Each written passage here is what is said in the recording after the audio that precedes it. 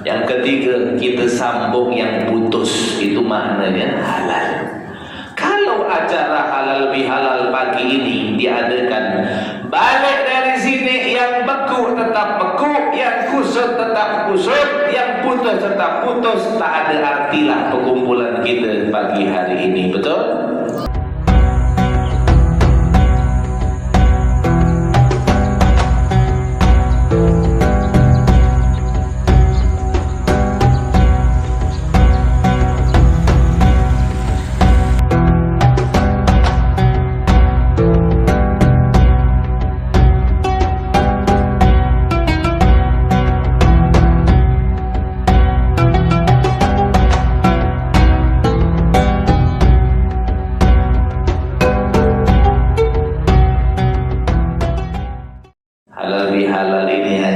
Dari orang Indonesia saja. Di Timur Tengah, di Yaman, di Mekah, Madinah tak ada halal bihalal.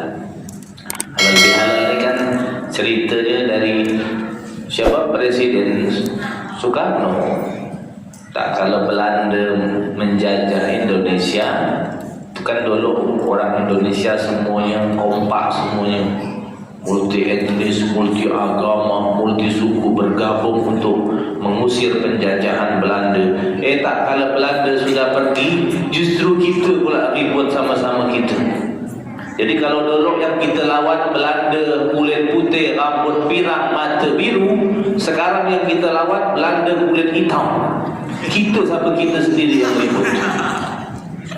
Akhirnya presiden ni datang ke rumah kiai pendiri Nahdlatul Ulama, termasuk pendiri Nahdlatul Ulama, namanya Kiai Wahab Hasbullah, tinggal di Jombang. Kiai Wahab Hasbullah. Itulah dulu para pejabat dulu, pemerintah dulu, apa-apa datang ke ulama. Kalau sekarang udah jarang. Ulama pun paling dia datang hanya untuk selfie saja. Betul lah tu? Ada tak macam itu tu? Banyak. Mana orangnya? Katakan? Tak ada orangnya. Balik tak? Jadi sekarang salah fungsi. Ulama hanya diminta selfie saja, bukan ditanyakan masalah ilmu, problem agama, ya kan? Kalau dulu tu pejabat-pejabat datang, ya Kiai, macam mana ni orang-orang Indonesia ni report ni, kita adakan acara, kasih nama apa? Kasih nama silaturahmi nasional. Tak mau. Presiden suka yang baru-baru, tak boleh ada orang yang pakai nama selain dia. Udahlah, pikir ni Kiai Wahab, udahlah kita kasih nama ini saja.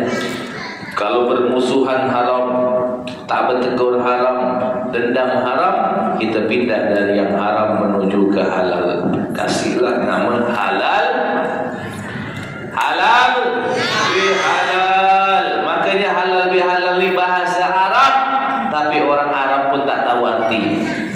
Karena istilah hanya dipakai oleh orang Indonesia. Di dunia tak ada, apalagi di akhirat, hanya orang Indonesia. Makanya Indonesia ini Masya Allah, kita bangga jadi orang Indonesia. Betul? Mudah-mudahan Indonesia selalu dijaga oleh Allah, selalu diberikan keamanan, dijadikan baldatun thayyibatun wa rabbun. Amin ya rabbal. Halal bihalal. Masih ada waktu tadi? Belum lapar belum? Kambing aman gulanya? Alhamdulillah. Halal bihalal. Ada 3 inti di dalam halal bihalal, isi halal bihalal. Yang pertama, silaturrahim.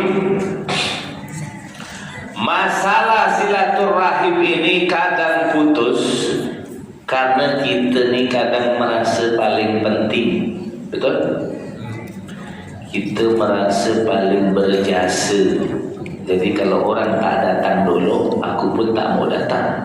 Itu yang bikin silaturahmi putus. Selalu menonjolkan diri, ingin merasa dirinya dianggap orang yang berjasa dan paling penting. Itu yang bikin orang jadi enak melihat kita. Betul tak tu? Coba kita belajar dari bahan bangunan. Ini masjid jadi cantik luar biasa. Ajib di masjid, saya suka lihatnya. Pintunya Masjid Nabawi, kubahnya ada Asmaul Husna. Kenapa bisa jadi indah seperti ini? Karena masing-masing bahan bangunan menahan diri untuk tidak menonjolkan diri dan merasa paling penting. Contoh, batu-batu yang dicor di bawah nih, kan pakai batu nih. Kalau dia menonjolkan diri, dia tak mau di bawah. Enggak, aku tak mau di bawah, aku mau muncul di atas keramik. Kira-kira jadilah lantai yang bagus. Kloset di belakang tak mau di dalam WC, dia mau di tengah-tengah masjid. Kira-kira jadilah masjid yang bagus. Atap seng tak mau di atas, panas, pengennya di bawah ada AC. Kira-kira jadilah masjid.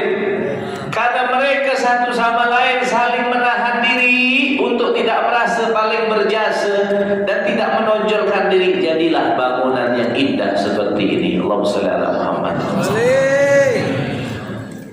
Kita lihat jantung, tak kelihatan, tak nampak, tapi kita yakin kita sehat karena jantung. Dia tak pernah menonjolkan diri. Yang malah suka nonjolkan diri itu yang bahaya, yang masalah. Apa? Ambien, bisul, itu harus dioperasi. Makanya kalau ada masyarakat duta bandara ni suka nak cari muka, namanya masyarakat ambien. Kalau ada ibu-ibu ambien, bapak-bapak bisul, karena suka menonjolkan diri, merasa paling penting, merasa paling berjasa. Untuk dianggap berjasa tidak harus menonjolkan diri, cukup berprestasi yang baik, beramal yang baik, bermuamalah sama orang yang baik, insya Allah tak dianggap manusia, yang penting dianggap Allah. Itulah namanya ikhlas. Karena hati tak bisa dibeli dengan riya, hati hanya bisa dibeli dengan ikhlas. Mudah-mudahan hati kita ikhlas semua insyaAllah. Belajar ikhlas, belajar sabar. Kodenya itu kata kuncinya 2L. Lakukan, lupakan. Lakukan amal baik, lupakan, ikhlaskan. Amal yang jahat ingat-ingat terus, biar kita takut sama Allah. Jangan kebalik, yang dosa kita lupakan, yang baik kita ingat-ingat terus. Betul?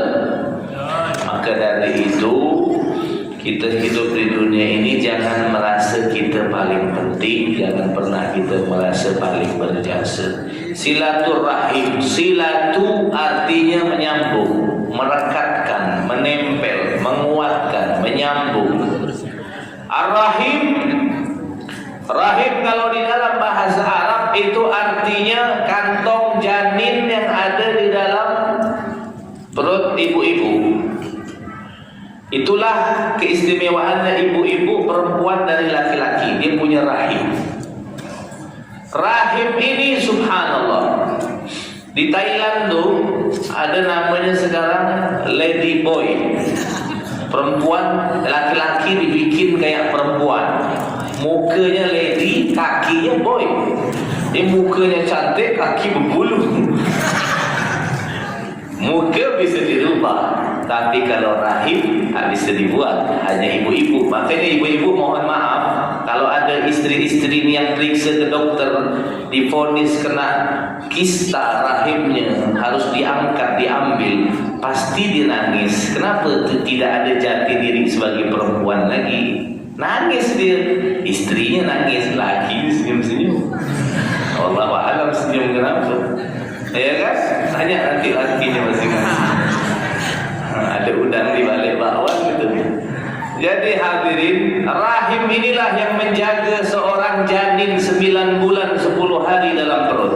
Andai kata ada rahim, kesian bayi dalam perut, campur sama sambal belacan, bercampur sama nasi melda, campur sama nasi goreng, bakso. Karena ada rahim, dia terjaga. Tempat yang paling nikmat, tempat yang paling adem, ayem itu dalam rahim. Makanya walaupun ibu-ibu yang hamil itu tinggal di Afrika Utara yang panas, tidak ada istilah janin keluar kepanasan, tidak ada, aman.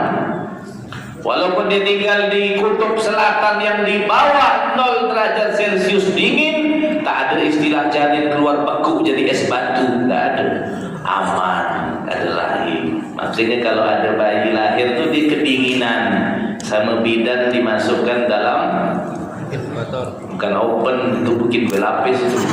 Inkubator, masukkan biar hangat. Kadang bidan ini dekil ya, dimasukkan, dia main HP sibuk, biarkan 20 menit angus sana awak. Baru dipoto, dimasuk ke Facebook, sudah hangat, dia bilang. Ayo yang suka komen, like, share. Ini bidan-bidan tak jelas. Nabi Muhammad dengan kecerdasannya yang datang dari Allah sudah mengajarkan kita kalau anak pengen hangat sebenarnya bukan inkubator. Yang mau pakai ini bagus sunnah. Apa itu tahnik? Apa itu tahnik? Ambil kurma, digigit kecil-kecil, masukkan ke mulut bayi itu, air kurma itu akan menghangatkan. Itu sunnah tahnik. Namanya imunisasi syariat. Apalagi yang dikunyah oleh para kiai, para ulama, orang-orang soleh. Sebagaimana sahabat-sahabat datang membawa anaknya ke Nabi Muhammad sallallahu alaihi. Apa kaitannya silaturahim? Jadi rahim ini bukan bahasa Melayu, bukan bahasa Indonesia, bukan bahasa Jawa, bahasa Arab. Allah bilang dalam hadis qudsinya, Ana Rahman syakatur rahim wa ja'altu isman min ismi.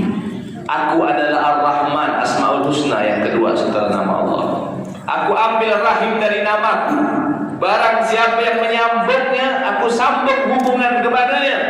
Siapa yang putuskan silaturahim, aku putuskan juga hubungan kepadanya, kata Allah Subhanahu wa taala. Rahim itu dari nama Allah. Apa hubungannya silaturahim dengan rahim tempat janin yang ada dalam perut ibu ini? Karena kita ni semuanya satu rahim semua. Satu rahim dari siapa? Dari Siti Hawa. Bukan Siti Nurhaliza, Siti Hawa. Siapa Siti Hawa? Istrinya Nabi siapa? Adam. Yakin tak kita ni satu rahim semua? Halo? Assalamualaikum. Yakin tak kita satu rahim semua? Dari rahim siapa? Istrinya siapa? Kecuali satu orang saja yang tak ngaku dia dari Siti Hawa. Siapa? Darwin. Tahu Darwin? Tahu Darwin? Teori Darwin, teori evolusi yang menyatakan manusia itu asal muasalnya dari kera. Kalau bahasa Inggrisnya monkey, kalau besar sedikit namanya kiko. Betul? Dia tak yakin dia dari Siti Hawa. Dia bilang muasal manusia itu dari monyet. Disama-samakan dengan metamorfosa dalam kepompong. Kepompong itu kan kemudian jadi ular, jadi kupu-kupu. Jadi manusia itu awalnya bongkok, tegak, jadi manusia. Kemudian untuk membuktikan daripada teorinya dia gali kuburan purba untuk cari fosil rangka-rangka. Betul, dia dapat rangka monyet. Tapi mohon maaf, itu rangka monyet yang dalamnya didapat itu rangka monyet datuk dia. Bani Israel dilaknat Allah jadi monyet. Wa ja'alna minhumul qiradata kunu qiradatan khasiin. Ada sebagian Bani Israel dilaknat jadi monyet. Jadi betul dia bilang asal muasal dari monyet datuk dia. Bukan kita, mohon maaf. Kita dari manusia, dari Siti Hawa, dari Siti Nabi Adam. Kullukum min Adam wa Adam min turab.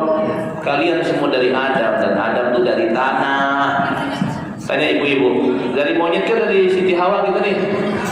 Tak mau kita dibilang dari monyet. Enak aja, ganteng-ganteng, cantik-cantik. Ini dibilang dari monyet. Ada monyet. Itu Darwin itu orang Yahudi. Otaknya sesat, belajar tidak dengan bimbingan Allah. Akhirnya otaknya liar. Banyak di Indonesia kayak gitu itu. Dia kemarin kena keroyok pas demo tuh. Tuh liberal. Tahu kan? Siapa namanya? Tak usah sebutlah namanya di masjid ini. Itu otak liberal, belajar agama. Orang biasa ke Mekah, Madinah, Yaman, Mesir, Turki, Maroko. Belajar agama di Amerika sama kaum orientalis. Makanya otaknya liar, liberal, sekuler, pluralis akan belajar dari guru yang bersanad langsung sampai ke Nabi Muhammad sallallahu alaihi wasallam. Hati-hati ya. Sekarang ini banyak, bukan banyak ulama, banyak ubaru. Kalau ulama itu ulama belajarnya lama, tiba-tiba jadi ustaz. Ubaru berarti, bukan ulama. Belajar dari Google, hafal Quran, hafal hadis, terjemahan, dakwah, ceramah kemana-mana. Kalau orang sanad ilmunya sampai ke Imam Syafi'i, dia Imam Samudra. Akhirnya suka ngepung. Ini rusak nih, banyak ustaz-ustaz kopi sekarang ini, instan tiba-tiba jadi ustaz. Kita belajar bertahun-tahun, talaki dari guru ke guru bersanad, ini tiba-tiba jadi ustaz. Harus tahu kapasitas masing-masing. Maka dari itu kita semuanya dari satu rahim. Inna khalaqnakum min dzakarin wa untha wa ja'alnakum syu'uban wa qabaila lita'arafu inna akramakum 'indallahi atqakum. Kuciptakan kalian dari laki dan itu dah lawan itu, laki dan perempuan. Jangan kayak kemarin yang viral di YouTube Deddy Kobuzer itu, FOMO. Tak jelas itu. Laki-laki sama laki-laki. Tak nyambung, Pak. Ayam jantan saja dari zaman dulu tak pernah kawin sama ayam jantan. Ente pula laki-laki suka sama laki-laki. Macam mana jeruk makan jeruk itu? Udah ada perempuan cantik-cantik, laki ganteng-ganteng, udah pasangannya. Jadi kawin tuh beda kelamin, satu agama. Jangan dibalik. Beda agama, satu kelamin. Kalau ada profesor pun yang ngomong itu, bahlul itu. Tak ada, Pak. Harus beda jenis, laki perempuan. Sekarang kebalik KUA ini. Kadang yang beda agama pun disahkan sama dia. Bingung gitu orang ini. Maka dari itu kita diciptakan laki perempuan, bersuku-suku, berbangsa-bangsa. Kita mulia bukan karena kulit kita mulia bukan karena bangsa suku kita mulia bukan karena pangkat jabatan kita mulia karena inna akramakum indallahi, yang paling mulia, yang paling bertakwa. Maka jangan gara-gara dunia, gara-gara jabatan, gara-gara suku, gara-gara partai, gara-gara politik, gara-gara apapun sesuatu yang remeh-temeh itu membuat kita putus silaturahmi. Na'udzubillah wal iyadu billah. Mohon maaf, sekarang nih Pak, aduh, pamannya partai biru, ponaannya partai kuning. Udah tuh tak bertegur dah. Betul tak? Makanya saya takut saya masuk partai. Nanti kalau saya masuk partai kuning, nanti saya tak bisa ceramah di partai biru. Makanya saya netral-netral saja. Nanti pamannya pasang besar depan rumah bendera, ponakannya pakai di atas atap sekali, besar lagi. Ini beli mobil pakai stiker di mobil, dia pun tak mau kalah, beli truk, tempel di truk. Akhirnya yasinan udah mulai tak nyapa, yasinan udah mulai tak salaman, halal bihalal udah mulai buang-buang muka gara-gara hal dunia. Kita putuskan silaturahim, Allah putuskan hubungan kita kepada dia. Allahumma shalli ala Muhammad. Silaturahmi inilah yang harus kita jaga. Masih ada waktu ke ni? Semangat semua orang sini. Jadi masuk TV soalnya, TV One. Jadi hadirin yang dimuliakan Allah, ada juga yang merusak daripada silaturahim kita. Apa? Status sosial. Ada kaya, ada miskin. Yang kaya tak mau datang ke miskin, tak level. Yang miskin tak mau datang ke kaya, takut dibilang minjam hutang. Akhirnya rusak silaturahim. Padahal kalau masalah kaya miskin nih Pak, itu sudah takdir dari Allah. Jangan sampai gara-gara itu silaturahmi kita jadi putus. Ini orang sini banyak kaya, miskin nih.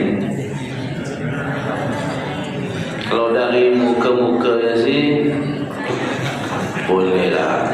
Kaya belum nih? Oh kaya anak. Oh iya, Pontianak kan punya istri banyak anak. Jadi hadirin,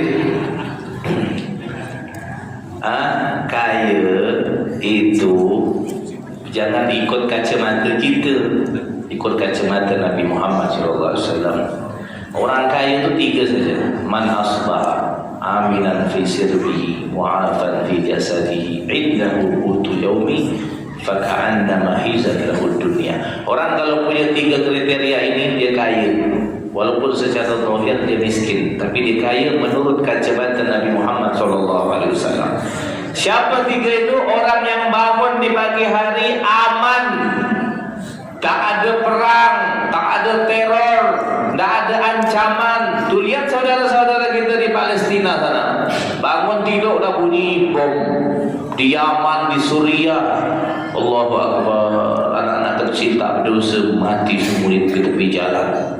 Tak aman, kita aman, anak istri anak aman, alhamdulillah. Itu orang kaya kata Nabi, aminan fi sirbihi.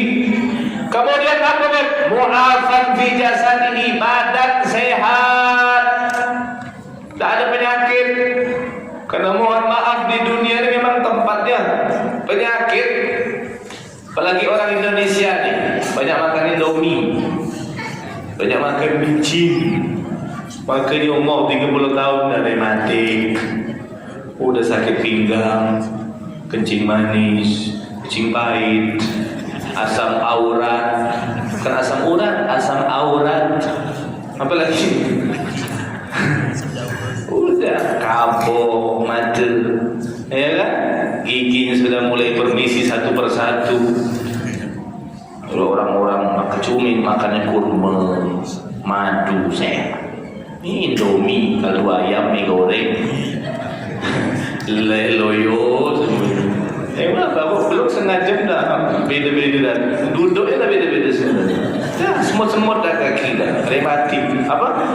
Penyakit apa tu? Asam aurat. Makan daging tak boleh, takut darah tinggi. Duit banyak, makan kambing tak boleh. Makan tahu tempe pun tak boleh, takut asam urat. Allahu Akbar. Apa guna duit banyak-banyak? Betul tak Bu? Makanya badan sehat alhamdulillah. Yang penting hidup ni 5 saja. Punya KTP, punya SIM. Sekarang ada baru lagi ni, vaksin, BPJS, udah tidak dikejar KPK, dah tenang hidup. Betul tak? Betul tak tu? Badan sehat, aman. Makan ikan kembung pun alhamdulillah. Makan sayur kangkung pun alhamdulillah. Tak harus ayam, tak harus daging. Yang penting hati tentram, tidak ada ancaman, badan sehat walafiat. Yang ketiga, wa indahu qutu yaumi, punya makanan yang dimakan untuk sehari semalam, bukan besok. Besok ada rezeki baru. Allah tak pernah nuntut kita ibadah besok. Kenapa kita minta rezeki besok? Besok ada rezeki yang lain. Hari ini punya rezeki bisa makan pagi, siang, malam, alhamdulillah. Banyak orang tak makan sana. Makanya kalau bisa, kalau pergi ke mall, kalau pergi ke rumah makan, jangan difoto-foto. Sian orang-orang yang tak makan nanti tengok status kita. Betul? Pentinglah habis di status dibagi-bagikan, nunjukkan you kayu, padahal HP yang dipakai pun masih kredit. Ya kan? Betul tak tu? Maka dari itu jangan suka seperti itu. Ini 3 orang kaya, dan kaya itu bak takdir. Jangan kita kerja niatnya kaya, akhirnya menghalalkan segala cara. Zuhur azan tetap kerja, asar azan tetap kerja, karena nyari kaya. Padahal kaya itu takdir. Tak percaya ke kalau kaya itu takdir? Ini ada cerita. Ada orang kaya pengen miskin, jarang-jarang nih ada orang kaya pengen miskin.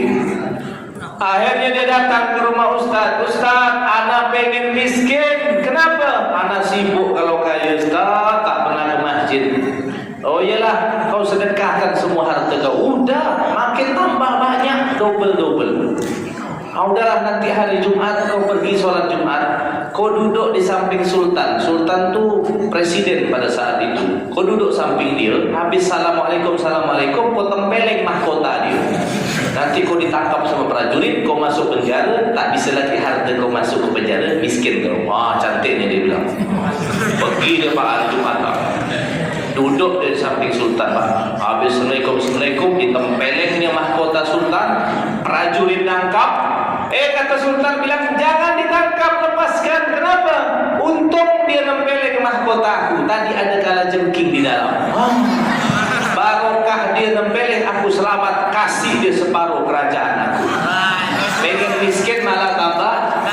Memang takdirnya kaya. Jangan repot-repot jadi orang kaya.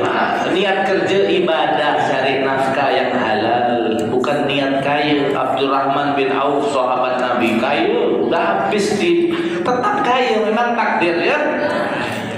Kita yang bukan takdirnya melarang, udahlah jalani saja.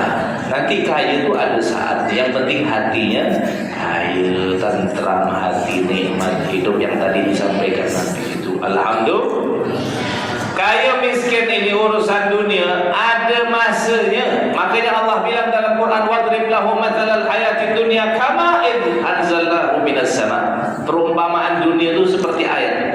Kata Imam Al-Qurtubi dalam kitabnya Jami' Ahkamil Quran, tafsirnya, kenapa Allah mengumpamakan dunia seperti air? Karena air sifatnya tidak menetap dalam satu keadaan. Sekarang warna pun putih, jernih, bersih, masuk ke perut, keluar di kloset warna apa? Kuning berubah. Tidak menetap dalam satu tempat. Sekarang di botol, bentar lagi pindah ke perut, habis ini pindah ke. Itulah dunia. Hari ini kau kaya, besok kau bisa miskin, betul? Hari ini kau miskin, besok kau bisa kaya. Yang kaya jangan sombong, yang miskin jangan pesimis dulu, betul? Allah mau balikkan sebentar saja.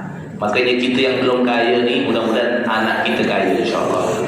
Anak kita tak kaya, mudah-mudahan cucu kita kaya, insyaAllah. Cucu kita tak kaya juga, wallahu a'lam, tak tahu saya. Mudah-mudahan kita masuk surga 500 tahun sebelum orang kaya masuk surga. Alhamdulillah.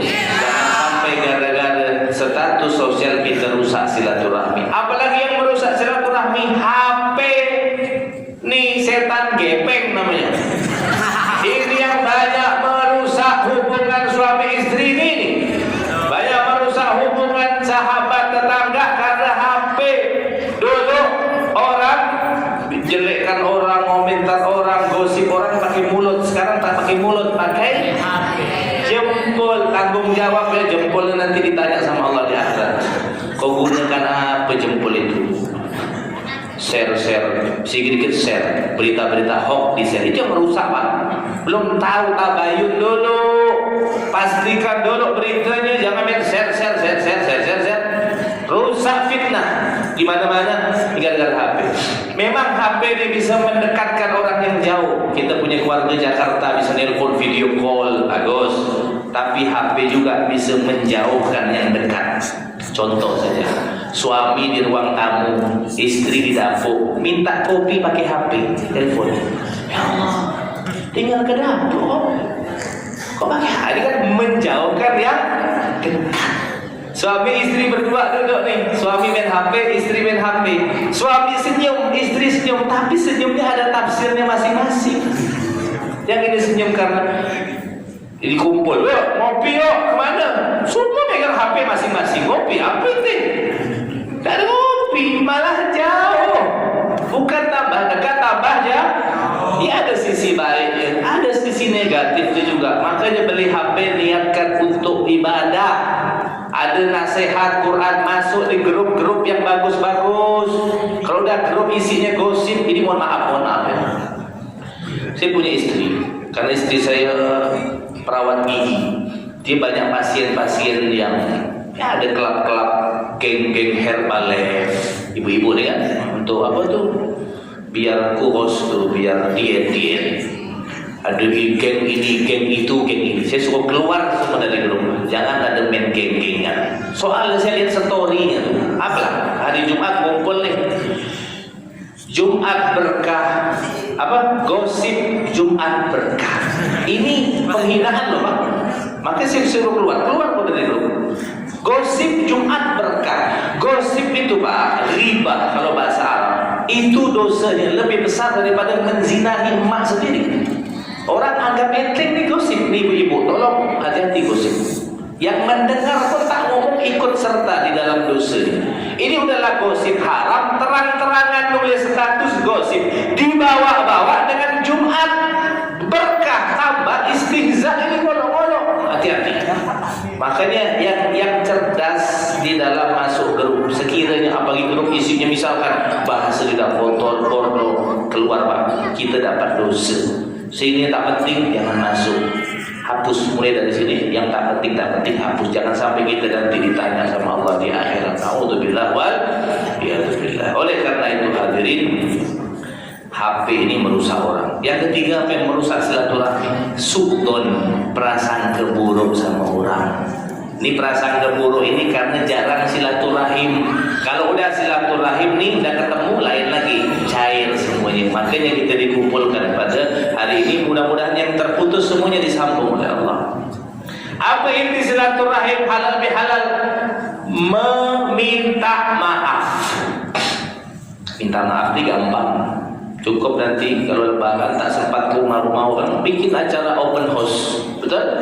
Undang orang ke rumah, kasih makan kenyang-kenyang loh, ular, nasi kebuli, sate, bakso, canai, kasih duit kalau bisa ampau, udah kenyang semua ke kapal tuh, baru ente bilang minta maaf ya, iyalah, kan nyaman dia maafkan. Makanya itu namanya open house, buka rumah tapi hati tak terbuka. Makanya kita mau dirubah open house and open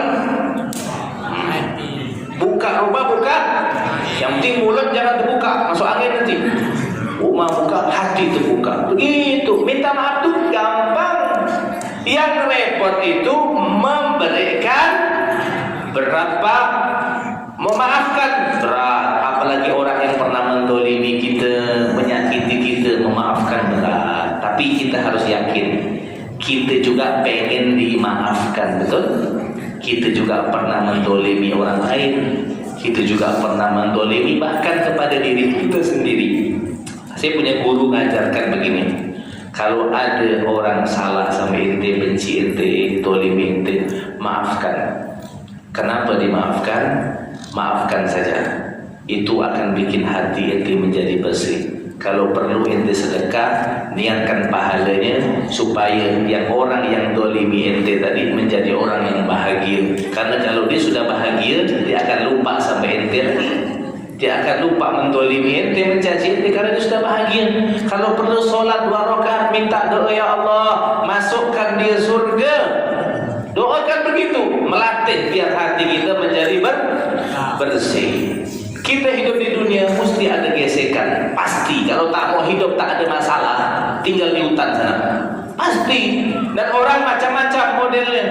Ada pemaaf, ada yang suka pendendam, suka bikin ruwet masalah, banyak tuh. Ada tetangga cuma gara-gara kucing kita masuk ke rumah dia, lapor polisi.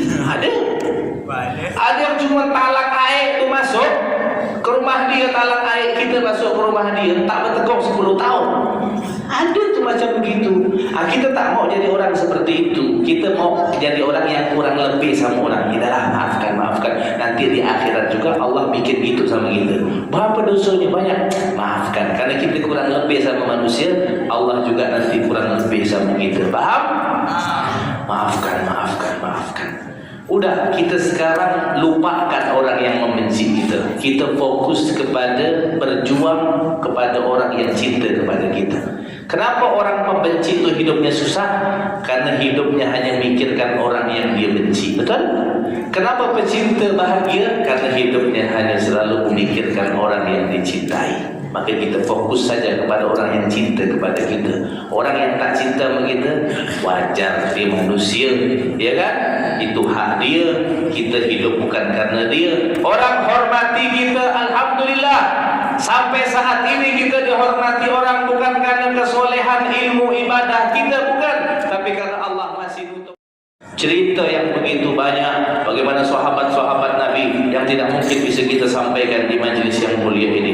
Meminta maaf, memaafkan, sambung silaturahmi. Ini acara inti daripada halal bihalal. Mudah-mudahan kita semuanya dipanjangkan umur oleh Allah, disehatkan badan oleh Allah. di tahun depan kita masih bisa ketemu lagi dengan bulan Ramadan, bisa halal bihalal lagi dalam keadaan sehat ma'al lutuf wal afiyah ba'da salahil ahwal. Amin ya rabbal salatullah salamullah ayo ala taha rasulillah salatullah salamullah sin habibillah salatullah salamullah ala taha rasulillah salatullah salamullah ala yasin. Ayo semuanya. Tawassalna bismillah wa bil hadith rasulillah. Tawassalna bismillah wa bil hadith rasulillah wa kulli mujahidin lillah bi ahlil badri ya Allah. ومن حم ومن ثم بأهل البدر يا الله. صلاة الله سلام الله على طه رسول الله. صلاة الله سلام الله على ياسين حبيب الله. بسم الله الرحمن الرحيم. الحمد لله رب العالمين. اللهم صل وسلم على سيدنا محمد وعلى ال سيدنا محمد. اللهم اجعل جمعنا هذا جمعا مرحوما وتفرقنا من بعده تفرقا معصوما ولا تجعل فينا ولا معنا حوالينا سقيا ولا محروما ولا مترودا برحمتك يا ارحم الراحمين. ربنا آتنا في الدنيا حسنه وفي الاخره حسنه وقنا عذاب النار. وصلى الله على سيدنا محمد وعلى اله وصحبه وسلم والحمد لله رب العالمين. Kurang lebih mohon maaf. Hadani Allah wa iyyakum. Wassalamualaikum warahmatullahi wabarakatuh.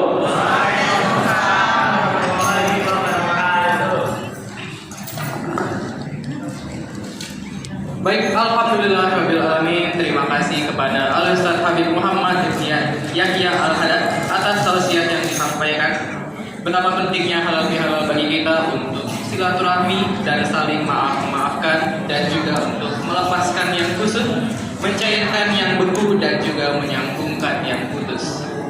Semoga ilmu yang disampaikan bermanfaat bagi jamaah Masjid Bagus Salam dalam menjalani hidup bermasyarakat dengan nilai-nilai ibadah sesuai dengan tuntunan Nabi Muhammad SAW. Untuk Alhamdulillahirrahmanirrahim, dengan diakhiri dengan doa penutup, maka berakhirlah acara kegiatan halal bihalal pada 43 Hijriah. Pengurus dan jamaah Masjid Bagus Salam Komplek Duta Bandara Permai. Semoga kita semua dapat meneladani akhlak mulia dan istiqomah dalam beribadah untuk meraih rahmat Allah Subhanahu wa taala dan syafaat Rasulullah sallallahu alaihi wasallam. Jamaah Masjid Bagus Salam rahimakumullah, acara berikutnya salam-salaman saling memaafkan kepada yang terhormat pembina Masjid Bagus Salam Bapak Haji Sukiman, Ketua Masjid Bagus Salam Bapak Ustadz Haji Ahmad Fahan, yang terhormat Al-Ustadz Habib Muhammad Ibnu Yahya Al-Haddad, Ketua Pembangunan Masjid Bagus Salam Bapak Insinyur Haji Rudianto Putro, dan kepada Bapak M. Thohir MSI selaku Koordinator Pembangunan Ruang TPA, Sekretariat dan Menara Masjid Bagus Salam dimohon untuk berdiri. Salam-salaman akan kita mulai dari barisan depan diikuti oleh jamaah lainnya. Untuk barisan ibu-ibu yang berada di bagian depan untuk berdiri, dan saf berikutnya untuk memulai salam-salaman.